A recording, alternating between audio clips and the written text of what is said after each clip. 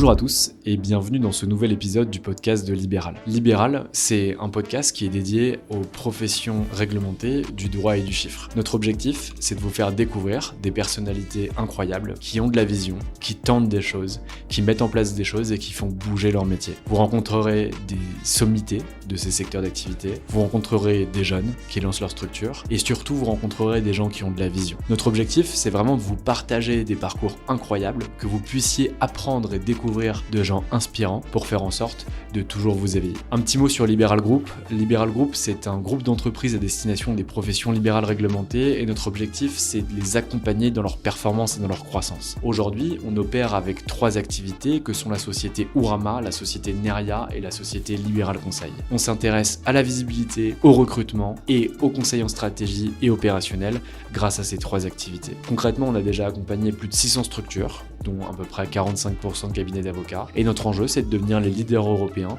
de l'accompagnement de ces professions. Un petit mot encore avant de finir, n'hésitez pas à nous mettre 5 étoiles sur Apple Podcast ou sur Spotify, à diffuser au maximum ce podcast autour de vous. C'est grâce à ça qu'on arrive à avoir toujours des gens encore plus inspirants, toujours des invités de plus haut de gamme et qu'on continue à faire ça gratuitement. Je vous en dis pas plus sur nous et je vous laisse découvrir ma conversation avec l'invité et je vous souhaite à tous une bonne écoute. Eh bien écoutez, bonjour à tous, je suis ravi de retrouver Karl Ebb de Sevlinge, le managing partner du cabinet Jeantet à Paris. Salut Karl. Bonjour Valentin. On va rentrer directement dans le vif du sujet. Si ça intéresse quelqu'un de connaître ton parcours, ton histoire, etc., on le renverra vers le premier podcast Anomia qu'on avait fait ensemble il y a quelques temps. Moi, ce qui m'intéresse aujourd'hui, c'est de parler du cabinet Jeantet, de la gouvernance de Jeantet, des opérations de Jeantet, parce que si je parle cash, et je vais être un peu provocateur, mais on avait l'impression que le cabinet Jeantet était un peu en train de disparaître de la place de Paris. C'est un cabinet qui se faisait un peu oublier. Et depuis 3-4 ans, j'ai l'impression qu'il y a une trajectoire qui est en train de s'amorcer avec une croissance d'effectifs. Vous avez pris de nouveaux bureaux, vous intégrez de nouvelles équipes de façon extrêmement importante. Vous avez même des services support que nous on connaît chez vous, qui travaillent sur la transformation IA du cabinet.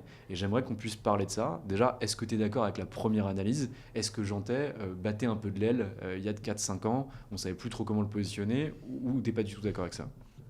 Alors je suis pas du tout d'accord avec ça. Évidemment, le cabinet Jeantet est un cabinet qui existe depuis 100 ans. Il a une grande histoire. Il a participé à un grand nombre d'opérations internationales et notamment françaises. C'est un cabinet très connu, peut-être plus connu en dehors de la France qu'en France.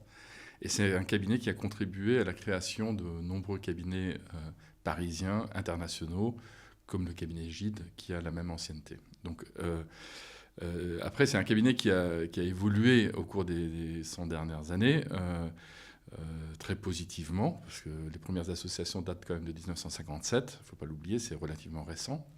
Il y a eu des années glorieuses, un changement du marché juridique français par l'arrivée des cabinets anglo-saxons en force. Ils ont toujours été là pour certains, mais en force fin des années 90, et donc une évolution du cabinet. Moi-même, j'ai rejoint le cabinet il y a 10 ans maintenant. Je suis un ancien associé de Gide. Et j'ai retrouvé un cabinet qui était sensiblement plus petit que Gide à cette époque-là, et qui manquait un petit peu de visibilité sur le marché parisien. Avec Catherine Saint-Geniès, qui co-dirige le cabinet avec moi maintenant depuis 7 ans, on a effectivement réformé le cabinet. Changer les structures, changer la gouvernance, améliorer les services supports, améliorer le marketing, récupérer des très bonnes équipes qui étaient intéressées, qui avaient les mêmes valeurs que les nôtres. On a fait ce travail et ça remonte déjà à plus de 7 ans. Donc quand tu me dis que le cabinet a changé depuis 3-4 ans, j'ai l'impression de rien avoir fait et rien de visible. Au début de mon mandat ou de notre mandat, on pense qu'on a très, très rapidement changé beaucoup de choses. On a sensiblement amélioré la rentabilité. Je pense qu'on peut en parler parce que c'est un sujet intéressant de savoir quels sont les cabinets qui peuvent attirer des associés externes et pourquoi. C'est lié à la composition de ce genre de cabinet, des associés, c'est lié à la gouvernance, mais c'est aussi infiniment lié au système de rémunération de ce genre de cabinet. Donc, je ne suis pas tout à fait d'accord, mais pour te dire, oui, on a évolué très positivement. Aujourd'hui, on est presque 200 avocats. On a eu une retraite d'associés le week-end dernier et j'étais surpris par le nombre d'associés qu'on est devenu aujourd'hui. On est 47 associés, c'est quand même une autre dimension que ce qu'a été Janté il y a quelques années, et la qualité de nos associés, le rajeunissement qui est important aussi, parce que dans les cabinets d'avocats qui existent depuis plusieurs générations, et Janté en fait partie, il n'y en a pas énormément, c'est toujours bien de fonder un cabinet, de le créer, mais c'est des cabinets de fondateurs. Janté est un cabinet en 5e génération. Donc des gens qui vieillissent naturellement et qui doivent être remplacés par des associés plus jeunes, soit par des associés qui montent en interne, soit par des associés qui sont recrutés en externe et qui nous rejoignent en externe. Donc, tout ça, c'est un challenge quand même d'avoir de la continuité dans l'effectif, dans la qualité, dans les différentes positions qu'on peut avoir dans un cabinet d'avocats comme le nôtre. Combien ça fait de chiffre d'affaires, Janté? C'est quoi un peu les marges que tu arrives à constater et comment tu as fait justement augmenter ces marges durant ces 7 dernières années? Alors, aujourd'hui, on fait environ 65 millions de chiffre d'affaires. On a une marge de 50% qui revient aux associés et qui, pour un cabinet de notre taille, est tout à fait correct. Des petites boutiques peuvent certes performer mieux, mais pour les cabinets de notre taille, c'est une marge confortable qui nous permet aujourd'hui de très bien rémunérer nos associés. D'accord, donc ça veut dire que tu es à peu près une moyenne aux alentours de 1,4-1,5 million d'euros de chiffre d'affaires par associé. C'est mieux que ça, parce que si je dis qu'on est 47 associés, là-dedans il y a une vingtaine d'associés contractuels, donc c'est des associés qui n'ont pas le statut d'equity partner. Si on ramène chiffre au nombre d'equity partners, on est plutôt à 2,2 millions moyenne par equity partner. D'accord, donc tu as des support partners, en tout cas des partenaires juniors qui ne sont pas associés directement au capital, ouais, et des partenaires qui sont associés au capital. On a les deux. Alors on a un petit peu de support partner, c'est pas un joli terme, parce que c'est des avocats expérimentés qui sont très spécialisés dans une matière et qui interviennent sur des dossiers qui sont pilotés par d'autres associés en façon très collaborative. Et ils sont importants à avoir, mais qui ne génèrent pas un chiffre propre très fort. Ils ont tous quand même une activité propre.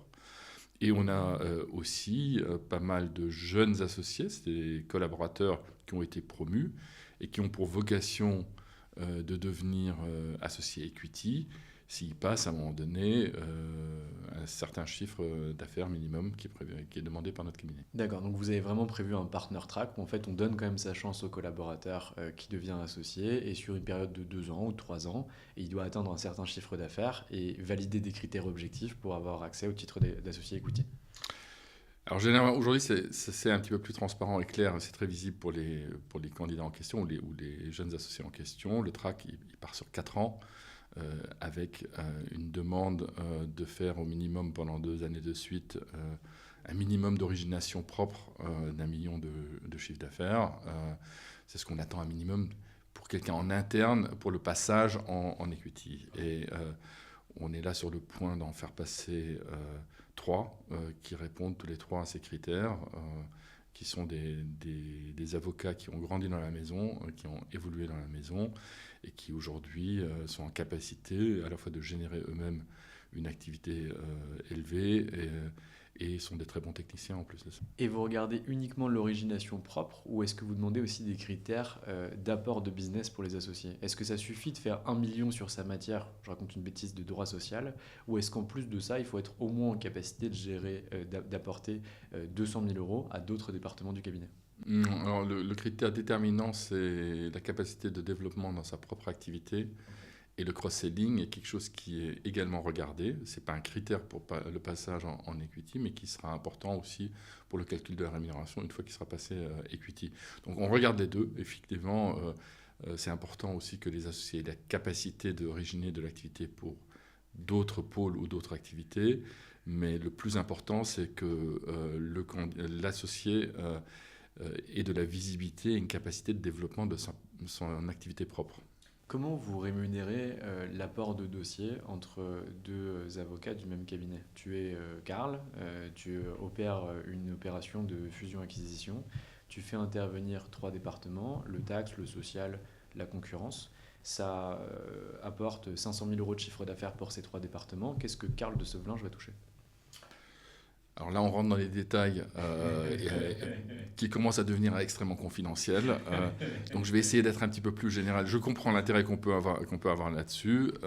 Je vais être plus général là-dessus et pas trop détaillé parce que c'est un petit secret de fabrique, même si j'ai... Voilà. C'est confidentiel, mais on peut quand même en parler. Le principe étant qu'effectivement, l'apport de dossier à d'autres pratiques est rémunéré avec un pourcentage que celui qui origine récupère sur la partie d'origination, et que également la production de certains associés sur les dossiers qui sont pilotés par un autre associé est également pris en compte. Donc on a une mécanique que ceux qui n'y connaissent pas grand-chose appellent le « eat what you kill », mais le « eat what you kill », déjà, il y a le mot « kill », c'est extrêmement péjoratif comme terme. C'est assez primitif. Alors,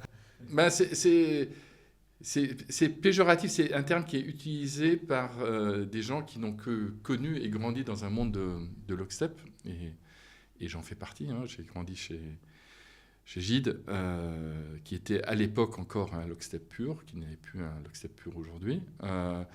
Et les cabinets Eat What You Kill, c'était des cabinets de troisième zone. Alors qu'aujourd'hui, quand on regarde le marché du droit mondial, les cabinets américains aux États-Unis sont principalement des cabinets qui rémunèrent l'apport, qui sont des cabinets qu'on pourrait qualifier d'Eat What You Kill. Les cabinets anglais, qui longtemps avaient été des cabinets de pur lockstep, ont ouvert leur lockstep sensiblement vers le haut. Et les cabinets qui sont les plus agressifs et les plus performants dans leur développement, c'est des cabinets qui ne sont pas des cabinets de lockstep. Les cabinets de lockstep aujourd'hui ont une attirance relativement faible pour des associés très performants, sauf à déroger de leur principe de lockstep et d'offrir des rémunérations garanties ou des rémunérations qui sont largement au-delà des rémunérations qu'ils payent à leurs propres associés. Ce qui est bien pour attirer des associés externes, mais qui provoque des départs et du mécontentement en interne aussi. On le voit actuellement dans des cabinets anglo-saxons. Je ne suis pas dans la vie de ces cabinets, mais j'imagine, il suffit de regarder les cabinets... Freshfield. les cabinets qui voient partir certains associés. C'est évident que si on module le lockstep par le haut, c'est-à-dire on décide de payer plus à certains associés, les associés qui étaient en bas ou qui sont dans l'échelle normale vont naturellement gagner moins, surtout si le chiffre d'affaires stagne et n'augmente pas. Donc c'est mathématique, et ça provoque du mécontentement et du départ potentiel pour ceux qui ont la capacité de drainer de l'activité eux-mêmes, d'originer eux-mêmes, et qui ne vivent pas sous un robinet. J'ai l'impression que chez Jantet, vous êtes en ce moment en train vraiment d'attirer beaucoup de gens. Il y a une espèce d'aimant qui se part autour de Jantet. Moi, j'ai entendu parler de quelques opérations dont on va parler. Tu connais pas mes questions préalables, et à toi de me dire si ça ne te regarde pas. Je viens de voir que le cabinet Ginestier avait quitté la place des États-Unis pour aller quelques rues à côté, enfin une rue à côté, pour être parfaitement honnête, dans vos bureaux. Est-ce que c'est un rapprochement immobilier ou est-ce que c'est en préparation d'un rapprochement capitalistique avec la structure? J'ai entendu parler du rapprochement qu'il y aurait pu avoir avec un cabinet français dont on taira le nom, mais un cabinet de 2 fondateurs éponymes. On en est où là chez Jantet? Alors Jantet a une vision, de positionnement dans le marché, de taille et de reconnaissance. En taille, j'ai dit qu'on s'approchait des 200 avocats. Je pense que notre taille idéale serait aux alentours de 250 avocats. En positionnement, on aimerait bien être perçu au niveau égal de Pardieu, positionnement marché, et en compétences différents, parce que plus full service probablement et moins axé sur une ou deux activités dominantes. Dans le cadre de notre développement, on a attiré des très belles équipes. Par exemple, Benjamin May, qui nous a rejoint il y a 1 an et demi, avec une dizaine d'avocats en IP, IT. Dans Chambers Band One FinTech, très visible, très bon, très belle intégration. On vient d'intégrer une nouvelle équipe en fonds, quelque chose que très peu de cabinets d'avocats français font, de Morgan Lewis, avec à la fois aussi une activité en fiscal. On s'est renforcé en droit de la concurrence, on s'est renforcé en droit social. Donc il y a cette croissance-là récente, importante, par des gens qui, pour la majorité, ont une activité internationale, parce que c'est un petit peu l'ADN du cabinet, cross-border, qui sont des avocats visibles et qui ont une capacité justement de générer de l'activité.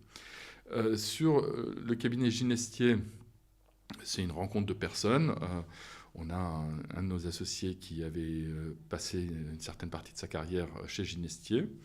Et on suit ce cabinet qui a été créé quand même par Philippe Ginestier, un avocat extrêmement intelligent et très fort, avec une maison qui a un sujet aujourd'hui de génération un petit peu, qui vient à sa fin, et un besoin accessoire immobilier et un manque de compétences parce que c'est aujourd'hui un cabinet qui se concentre principalement sur de la fiscalité et de la gouvernance corporate pour des clients de premier plan. Donc on a pu répondre à leur recherche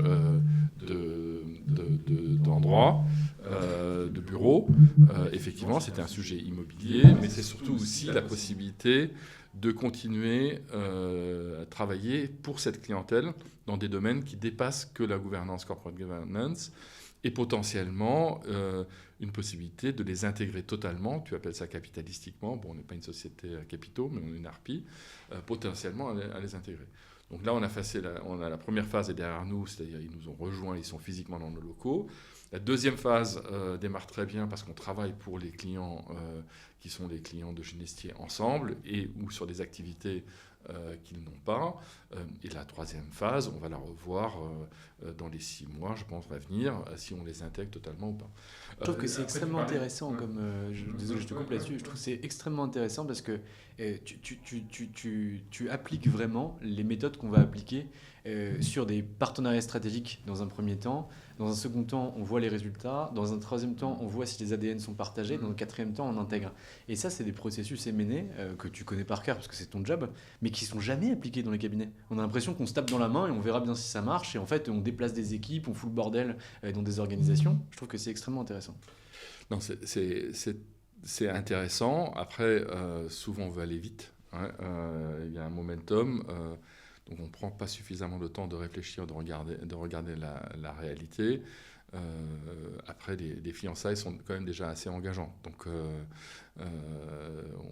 on essaye d'éviter aussi de rompre les fiançailles. Donc on se projette vers un avenir. Sinon, sur d'autres projets, oui, on les regarde aussi avec beaucoup d'intérêt. On regarde des structures, des boutiques qui pourraient être intéressées de rejoindre un cabinet d'un taille. Parce que si je dis on a une vision d'être un cabinet de plutôt 250 avocats, on devrait me poser la question, tu devrais me demander, oui, mais pourquoi 250 Je ne sais pas le journaliste, moi. Pourquoi pas rester Oui, puis pourquoi pas 500 oui, ou pourquoi pas 500 Alors, la réponse est assez simple. Pourquoi pas 500 Parce qu'on veut être agile. On veut avoir la capacité de nous adapter très très vite à des évolutions de marché. Et les marchés évoluent très vite. On parlera peut-être tout à l'heure de l'intelligence artificielle. C'est un des sujets quand même qui nous occupe beaucoup. Je ne veux pas dire qui nous préoccupe, mais qui nous occupe beaucoup. Donc on veut garder une certaine agilité. Et au-delà de 250, c'est compliqué d'être aussi agile qu'on l'est aujourd'hui. Aussi en gestion d'associations, en organisation, etc. Il faut passer encore un autre cap. Là aujourd'hui, où on en est, entre pas loin de 200 et volonté de passer à 250, on sait que les services supports, et là je parle de services supports, c'est-à-dire l'informatique, la communication, la finance, n'ont pas besoin de tripler pour servir, entre guillemets, plus d'avocats. Donc on ne va pas augmenter les coûts là-dessus. Et je reviens un petit peu à ce sujet de marge, contrôle de la marge. C'est quand même important pour garantir la stabilité de notre cabinet. Oui, c'est assez facile d'attirer les gens, mais comment tu fais pour éviter qu'ils repartent au bout de 2-3 ans? Donc là, on arrive depuis quelques années à garder et fidéliser les gens. Tu peux faire ça si tu assures une profitabilité, une certaine profitabilité dans l'ensemble du cabinet. Donc la taille, on a besoin de la taille aussi d'un point de vue international. On travaille aujourd'hui avec les meilleurs cabinets en Allemagne, les Pays-Bas, l'Espagne, l'Italie, les pays nordiques, les États-Unis. Bon, je ne vais même pas parler des États-Unis, parce que là, les cabinets qui ont une certaine reconnaissance ont des milliers d'avocats. Hein. Mais si tu regardes en Europe, effectivement, beaucoup de cabinets ont entre 300 et 500 avocats. Hein. Donc pour être reconnu par eux aussi comme un des leurs, jouer dans le même club, ouais, il faut dépasser une certaine taille. Ok. Mais est-ce que tu penses qu'on est vraiment plus agile, si tu veux, à 250 qu'à 500? Est-ce que la problématique, c'est pas plutôt une question de gouvernance? Parce que quand tu regardes des cabinets, je prends alors, plusieurs exemples, CMS, Fidal, Gide, etc. Ce sont des grosses structures, mais en réalité, selon moi, ce qui pose de vrais problèmes, c'est qu'on confond le titre d'associé, qui est en fait un détenteur de capital, d'action, de part sociale, ou en tout cas une voix au sein d'une harpie, et le titre de dirigeant, qui est en fait celui qui doit décider et porter la politique. Moi, je connais de très très gros cabinets, celui d'Alain Bensoussan par exemple, chez Lexing, où en réalité, on a une taille qui est une taille significative, mais on n'a pas de problème d'agilité parce qu'on a un bonhomme qui prend des décisions, ou une communauté de quelques individus qui prennent des décisions. Est-ce que ça, c'est un sujet que vous avez traité chez Jeantet ? On le traite aujourd'hui alors dans le cadre de notre gouvernance, effectivement, on est également agile et très efficace parce que on est à deux à diriger le cabinet, donc Catherine Sagenest et moi-même, deux personnages extrêmement complémentaires qui s'entendent très bien. Et on a un conseil des associés qui réfléchit plus sur la stratégie et qui est à nos côtés sur beaucoup d'autres sujets, mais pas sur la gestion du cabinet. Donc, je confirme que pour être agile, il faut avoir des processus internes courts et néanmoins emporter les associés. Donc, on ne peut pas, dans sa tour d'ivoire, prendre seul des décisions, mais il faut les expliquer, obtenir l'adhésion à ça et les mettre en œuvre rapidement. Dans les structures dans lesquelles les associés jouent un rôle très très important, ouais, et le management n'est qu'une exécution de ce que décide l'association, cette agilité est perdue ou est moins exprimée. Potentiellement, oui, on peut rester agile tout en ayant une gouvernance qui le permette. Ça devient un petit peu plus compliqué si on devient un cabinet avec beaucoup de bureaux internationaux, parce qu'il y a une lourdeur. Il y a une différence entre les pays. En termes de gestion, c'est totalement autre chose. C'est d'ailleurs la raison pour laquelle on a décidé il y a quelques années de nous concentrer uniquement sur Paris. On a fermé un certain nombre de bureaux internationaux. On avait un bureau au Luxembourg, à Genève, à Moscou, qu'on a fermé parce qu'on considère que notre force, c'est la France. Très international, ouais, parce qu'on travaille beaucoup avec des cabinets internationaux, mais on ne veut pas s'éparpiller et pas devoir gérer des différences dans différents pays. Ce n'est pas notre modèle. Parce que dans le marché aujourd'hui, c'est quand même c'est passionnant. Ouais. On a eu l'invasion des Américains à Londres. Maintenant, on voit les batailles entre les Anglais et les Américains à Paris, ouais, avec un renforcement des cabinets d'avocats américains qui ont un pricing quand même très différent du pricing de cabinets français. Hein. On passe du simple au double en termes de taux horaires, voire parfois au triple. Certains clients sont prêts à payer ça. Oui, certains fonds d'investissement ou fonds de pension qui travaillent globalement sont prêts à payer un prix très très cher pour des opérations d'envergure. Si on regarde la réalité de notre marché aujourd'hui, fort heureusement, il n'y a pas que ce genre d'opérations. Hein, et on est nous aussi capables de nous positionner sur certaines opérations large cap. Hein, mais on vit très bien dans ce monde du mid cap avec une clientèle qui n'est pas prête aujourd'hui à payer 1 500 € ou 2 500 € pour des associés de cabinets américains. Et ça d'ailleurs, en termes de position de managing partner, ça ne te pose pas de difficulté. Alors, je ne sais pas si on pourrait qualifier ça de réelle distorsion de concurrence au sens du droit de la concurrence, mais qu'en réalité, tu es des cabinets qui soient financés de façon extrêmement importante, qui arrivent en France, et en gros, ils peuvent poser un bureau, on leur injecte 10 ou 15 millions pour qu'ils puissent derrière, en réalité, prendre des parts de marché sur le secteur, alors que certains d'entre eux sont même financés soit sur des marchés cotés, soit sur des fonds de private equity, soit grâce à des pools internationaux. Vous n'avez pas le droit d'avoir accès au capital extérieur. Moi, j'ai l'impression que ça pose de problème à personne sur ce marché. Et je suis peut-être le seul à le voir, donc c'est peut-être que c'est moi en fait qui comprend rien. Mais moi, je trouve ça, comment dire, je trouve pas ça très juste. Bon, le monde économique est rarement juste. C'est pas un terme que j'emploierais pour ça. Pour nous, cabinet Janté, on n'a jamais été limité pour des raisons d'argent dans notre capacité de développement. C'est pas si on avait 15 millions de plus de disponibles pour faire de la croissance externe, je ne suis pas certain qu'on réussirait mieux notre coup et qu'on pourrait tout simplement acheter pour 15 millions des équipes. Ce serait du court terme. C'est des garanties de rémunération qui peuvent marcher un certain temps. Et puis, on peut se retrouver dans des situations comme dit Hugh Ballantyne ou autre cabinet qui avait justement fait ces garanties de rémunération à certains associés et qui, après quelques années, ont coulé. Couder aussi a coulé. Il y a eu des cabinets, et là récemment, un grand cabinet français aussi a coulé. Donc, il y a toujours ce risque-là. Il faut faire attention de ne pas dépenser plus d'argent qu'on a.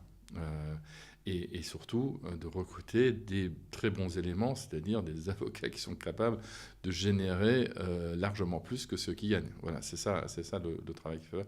Donc c'est possible, effectivement, certains cabinets américains peuvent sortir le chéquier et proposer des très grosses rémunérations.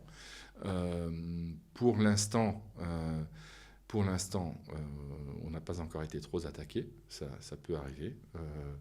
Et il va falloir qu'on retienne ceux qui sont heureux chez nous et qui cherchent autre chose que de l'argent. Je ne parlais pas forcément du recrutement des associés ou des rémunérations garanties, mais notamment aussi de la capacité à se transformer. On va entamer le sujet de l'IA dans cet échange. Mais si tu veux, les transformations IA aussi au sein des organisations, que ce soit par des cabinets de conseil extérieurs, que ce soit par du recrutement d'équipes en interne justement pour pouvoir piloter ces changements, ça coûte beaucoup d'argent. Et en réalité, le fait d'avoir un chèque de 15 millions, alors peu importe le montant, mais ça permet aussi d'opérer la mutation et la transformation de la structure, qui est aujourd'hui pour moi déterminante. Et je sais que tu en es aussi convaincu. Alors aujourd'hui, le coût de la transformation d'un cabinet et d'adaptation à l'IA ne représente pas 15 millions d'euros. Aujourd'hui, les cabinets d'avocats ont accès à des logiciels extrêmement performants, à des prix abordables, et encore plus abordables parce qu'on est arrivé aujourd'hui dans une situation de concurrence entre principalement deux acteurs qui cherchent à gagner des parts de marché et donc automatiquement baissent leur prix. Legora Harvey, c'est une grosse bataille entre les deux. Nous, on avait choisi un des premiers grands acteurs français, Legora. On reçoit des appels tous les jours de Harvey qui propose à dire... non, ils ne sont pas français, mais nous, on est français et on était donc le premier grand cabinet d'avocats en France qui a opté pour Legora. Bon, voilà, on a créé une sorte de partenariat avec eux. Et aujourd'hui, d'autres cabinets suivent. Pas garanti qu'on reste avec Legora, possible qu'on retourne vers Harvey ou un autre acteur qui pourrait apparaître. Mais aujourd'hui, bon, ça c'est un coût. Après, le coût additionnel, c'est les équipes. Il faut des équipes de jeunes juristes / ingénieurs informatiques qui ont la fibre intelligence artificielle et qui, avec cette fibre, suivent le marché, transposent ce qu'on peut faire avec nos logiciels, travaillent de façon très intégrée dans les équipes et transforment le cabinet d'avocats. Ça, c'est de l'investissement, oui. Mais même ça, c'est pas 15 millions. Oui. Même si on devait avoir une dizaine de collaborateurs dans cette activité-là, ça réduira probablement le nombre d'avocats qu'on aurait et on trouvera d'autres mécaniques pour pricer, intégrer dans nos prix ce service rendu. Donc la grosse différence, c'est peut-être ces cabinets qui vont passer à un nouveau modèle d'automatisation totale, qui, eux, vont investir très lourdement là-dedans, et qui peut-être sortiront un produit magnifique qui fera une partie importante de ce qu'on fait aujourd'hui. Pour nous, il restera un choix, soit de trouver d'autres activités, ou bien mourir. Ouais, j'espère qu'on ne va pas mourir. Ouais, et on fait tout pour ne pas mourir, mais de trouver d'autres activités en valeur ajoutée, tout ce qui est important en relations humaines, le contact client, non seulement l'analyse du risque, mais la capacité de prendre nos clients par la main et de choisir. Ça, c'est quand même une capacité humaine où les personnalités sont importantes, où l'expérience est importante, et c'est là où on va continuer à avoir notre valeur ajoutée. Est-ce que vous réfléchissez au sein du cabinet Jantet à l'ouverture d'activités différenciées que celles du cabinet? Nous, on voit une résurgence située en ce moment qui est hyper intéressante, qui vient d'ailleurs des États-Unis, où en gros, les associés de cabinet se disent « Ok, on n'arrive pas à valoriser nos structures parce que concrètement, un cabinet d'avocats, le jour de la session, ça ne vaut pas grand-chose. » Donc finalement, on gagne plutôt bien notre vie quand on est avocat qui est technique, qui travaille et qui a une belle clientèle, mais on la gagne à un instant T. Le jour où on est malade, le jour où on est incapable ou le jour où on part, on ne gagne plus d'argent. Donc ce qu'on va faire aujourd'hui, c'est d'utiliser notre cabinet, notre savoir, nos clients, pour faire en sorte de créer des structures différenciées, capitalistiquement, valorisables, qui valent de l'argent et qu'on pourra revendre a posteriori, donc travailler vraiment la patrimonialisation des associés. Sur des JV, par exemple, entre les holdings supérieurs au cabinet d'avocats et des outils technologiques. Ça pourrait être sur de l'immobilier, et notamment de la vente de biens, ou sur d'autres choses comme ça. Est-ce que c'est quelque chose que vous regardez ou pas du tout?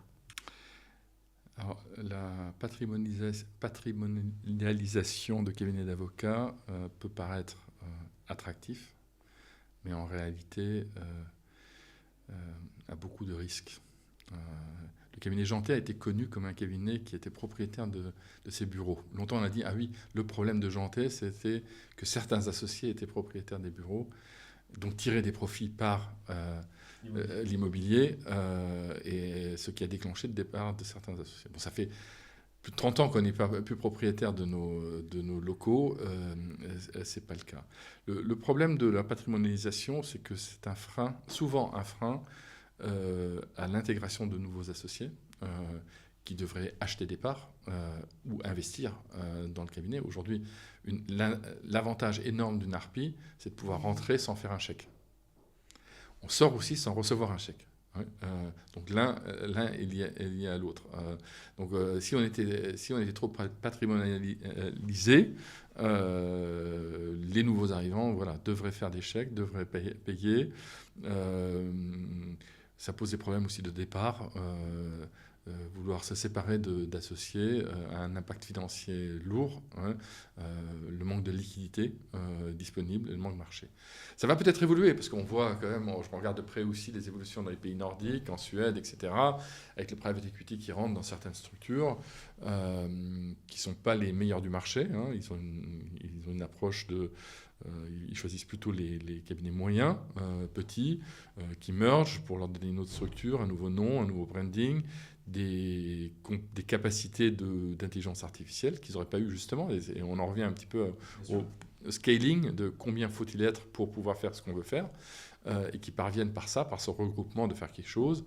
Il va falloir regarder et suivre de près si cet investissement private equity va marcher à la longue. Est-ce qu'il y a un marché? Alors, est-ce que en hypothèse d'exit, qui seraient les nouveaux investisseurs?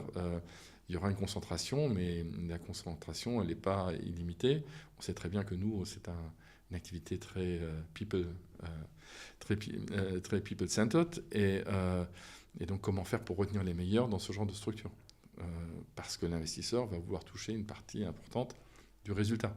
Et c'est d'ailleurs le cas aujourd'hui sur les cabinets d'expertise comptable, les conseillers en gestion de patrimoine, où on commence à avoir des opérations qui ont été faites. TA Associates a pris des participations dans une grosse firme de CGP. PAI Partners a fait la même chose. Sur le secteur de l'expertise, tu as Towerbrook qui est arrivé, tu as ICA Partners, tu as Strada Partners, tu as Otium Capital, donc des acteurs qui vraiment investissent dans les professions libérales réglementées Et leur plan, il est très clair. C'est de réussir à consolider non pas des micro-marchés, experts comptables, CGP, whatever, c'est de réussir à agglomérer toutes les professions libérales réglementées du droit et du chiffre qui vont être concentrées autour de ces acteurs. Est-ce que tu y crois à ça ? Je ne dis pas que c'est impossible. C'est pas évident parce que autant ça peut bien marcher dans le domaine du chiffre parce qu'il y a une récurrence de clientèle, des contrats long terme, une certitude du business qui ressort et qui n'est pas tellement intuitif personnel mais plus lié à la firme. Ce qui n'est pas le cas et moins le cas pour les cabinets d'avocats. Les offres multi-practice ont été tentées souvent par les Big Four, qui font un petit peu ça, le chiffre, le droit, la finance, le conseil, avec des résultats médiocres en moyenne. Non, mais il y a toujours, c'est des cycles. On a tous connu Sarbanes-Oxley, c'était la mort. Après, plus personne parle de ce problème-là. Donc aujourd'hui, ils ont un petit peu plus le vent en poupe. Là, tout d'un coup, la machine, on va reparler d'intelligence artificielle. L'intelligence artificielle va faire en sorte que toutes ces prestations-là, qui étaient j'appelle ça le petit corporate, c'est une commodity, que les cabinets qui sont équipés en intelligence artificielle vont pouvoir faire. Donc, tu vas avoir, en fait, ça peut, pour des cabinets comme le nôtre, nous donner la possibilité de faire des choses qu'on n'a jamais faites avant parce que ça ne nous intéressait pas et ce n'était pas du tout rentable. Ça va les rendre rentables et on va se dire, oui, ça aussi, on peut le faire et on le fera. Donc, c'est un petit peu une course à échalote entre les deux. Je ne sais pas te dire qui gagnera. Peut-être que ces Big Four vont réussir à créer des outils extraordinaires parce qu'ils ont effectivement certains moyens financiers qu'on n'a pas. Et peut-être que pas. Et l'alliance avec des cabinets de conseil de premier plan, un SIA Partners, un SKP ou un équivalent ? C'est également pas la même profession. Je pense qu'on peut beaucoup gagner à travailler avec eux, à avoir des partenariats, à échanger, à faire des présentations communes, à travailler sur les dossiers ensemble. Mais d'avoir ça sous le même toit, je ne suis pas certain parce que eux aussi vont subir des grosses pressions. Parce qu'on peut demander des questions stratégiques à ChatGPT entre-temps, qui sort en même temps une belle présentation PowerPoint. Donc ils ont les mêmes pressions qu'on a aussi. Donc je ne pense pas qu'on soit, alors que nous, notre solution soit une diversification dans les activités, qui pourrait être le notariat, le conseil, le chiffre. Actuellement, ce n'est pas du tout notre stratégie. Très clair. Donc on reste vraiment sur les activités historiques de l'avocat, mais en transformant les pratiques, grâce notamment aux services IA que vous avez aujourd'hui en interne et grâce aux partenaires avec lesquels vous bossez. Est-ce que tu pourrais nous parler de cas concrets que vous avez d'ores et déjà mis en place au sein du cabinet Jantet, notamment sur ce volet de transformation IA ? Alors, on le voit à différents niveaux. Le niveau le plus simple, c'est l'intégration des logiciels. J'en ai cité un qui est actuellement Legora. On travaille beaucoup avec Génial. On a tous les jours des startups qui viennent nous voir pour nous présenter des nouveaux logiciels. Depuis plus d'1 an, on est dans l'implantation directe dans les équipes. C'est-à-dire aujourd'hui, je suis avocat M&A. On ne fait pas un audit sans utiliser l'IA. C'est-à-dire faire vérifier les clauses de changement de contrôle, faire des jolis tableaux, faire des résumés, faire des vérifications de documentation, drafting. Tout ça, c'est du quotidien. Étape de CAPI. Non, mais encore il y a quelques mois, je me disais il va falloir incentiviser les collaborateurs pour travailler plus avec l'IA. Et dire, bon, à partir de 1000 utilisations par mois, je paye un bonus. On a déjà les Michelin, etc. Donc, faire ce genre de choses. Aujourd'hui, je réalise que c'est peut-être même presque dans l'autre sens. C'est-à-dire, je vais devoir dire aux avocats collaborateurs, aux jeunes collaborateurs principalement, ne vous arrêtez pas à l'IA. C'est très bien, vous avez trouvé ça avec l'IA, cette info, ce doc, etc. Mais il faut aller au-delà. Il faut regarder la source, il faut réfléchir. L'IA ne doit pas vous remplacer. Donc c'est omniprésent. Après, on a les activités réglementaires, compliance, etc., où ils ont tous ces outils pour faire des recherches poussées d'informations dont ils ont besoin. Ça, c'est un niveau. Oui, dans l'opérationnel, c'est déjà là. Et comme je disais tout à l'heure, l'objectif, c'est d'avoir au moins un expert IA, ingénieur informatique par équipe pour travailler au quotidien sur les dossiers. Le deuxième impact, c'est le pricing.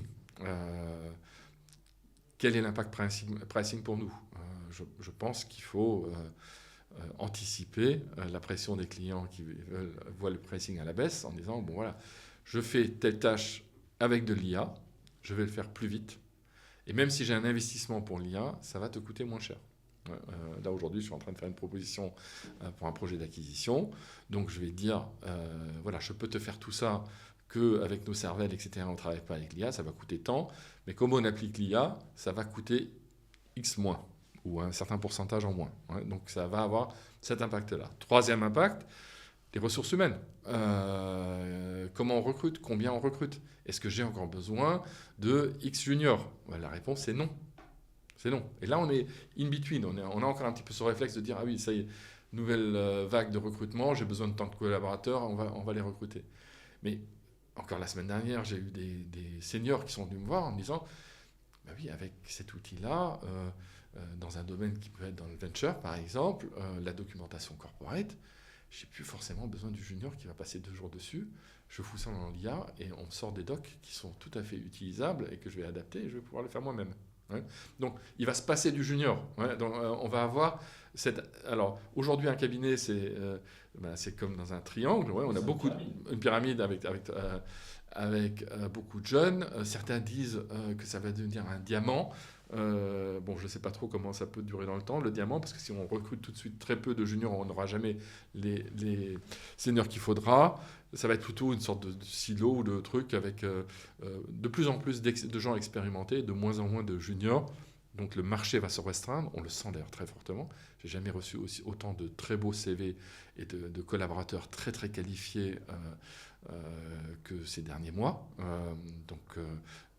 Tous les cabinets de la place recrutent moins, et c'est des très beaux CV avec école de commerce, très bonne faculté de droit, 1 an d'études à l'étranger, des super stages, et on sent les gens, ils font une candidature spontanée, même sans avoir fait de stage chez nous, ils viennent chez nous, et bon, je veux bien croire que l'image s'est améliorée et tout ce que tu veux.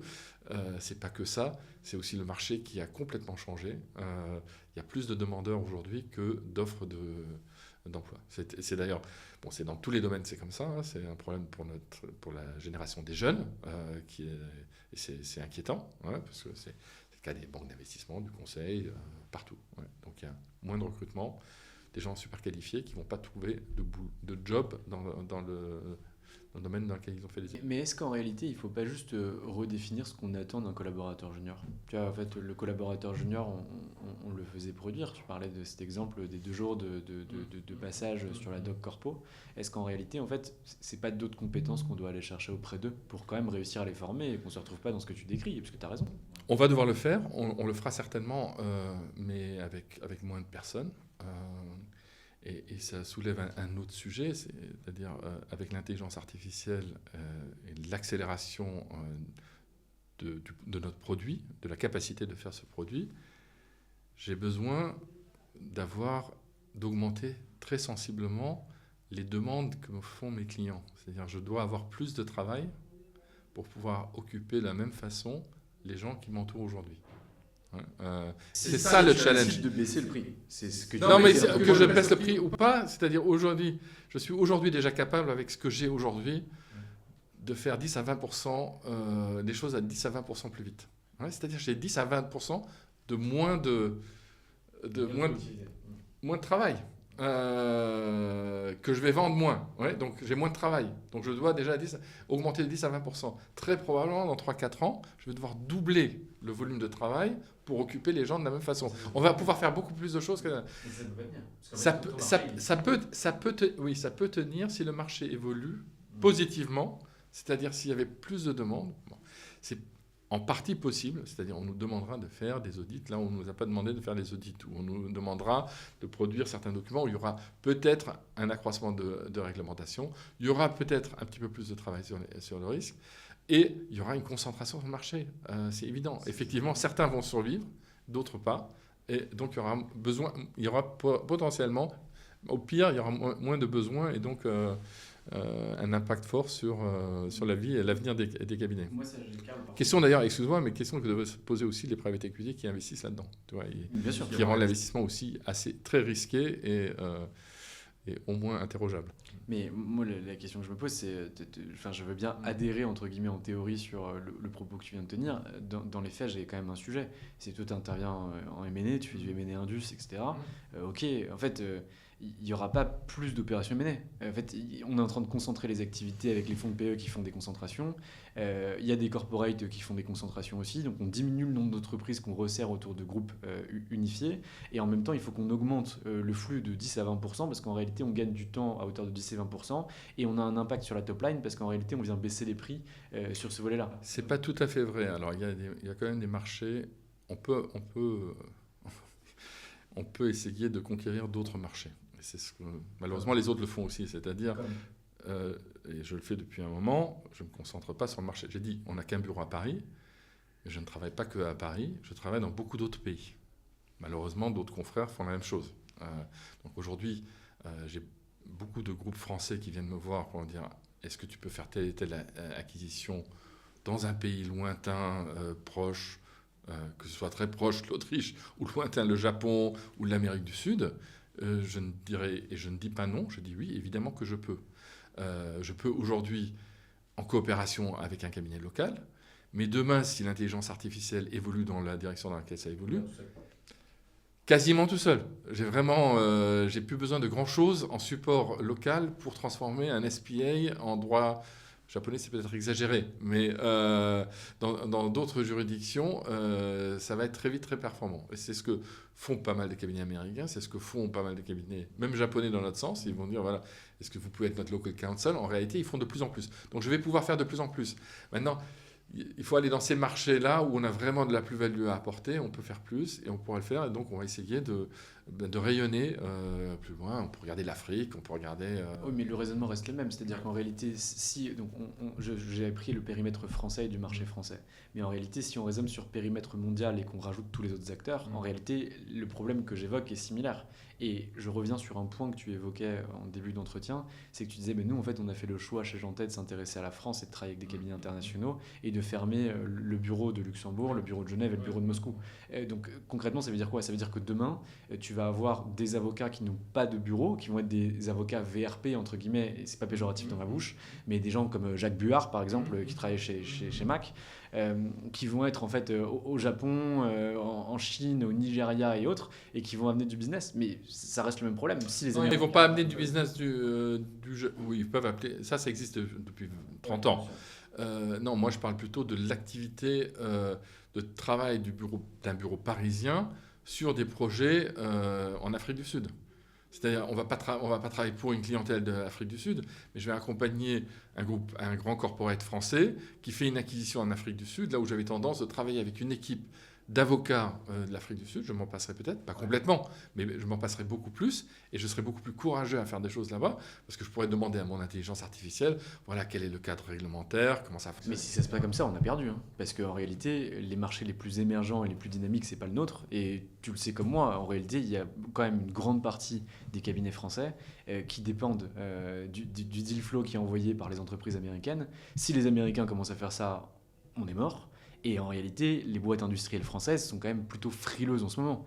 On regarde le CAC 40 qui va quand même prendre un gros coup dans la gueule, notamment avec l'intelligence artificielle. On a quand même 50% de ces boîtes du CAC qui sont des boîtes servicielles, donc pas des industries lourdes, pas des industries importantes, et donc qui vont quand même avoir un impact assez important. Si tu as raison et que ça se passe comme tu le décris, les cabinets français, selon moi, ne seront pas les grands gagnants de cette histoire.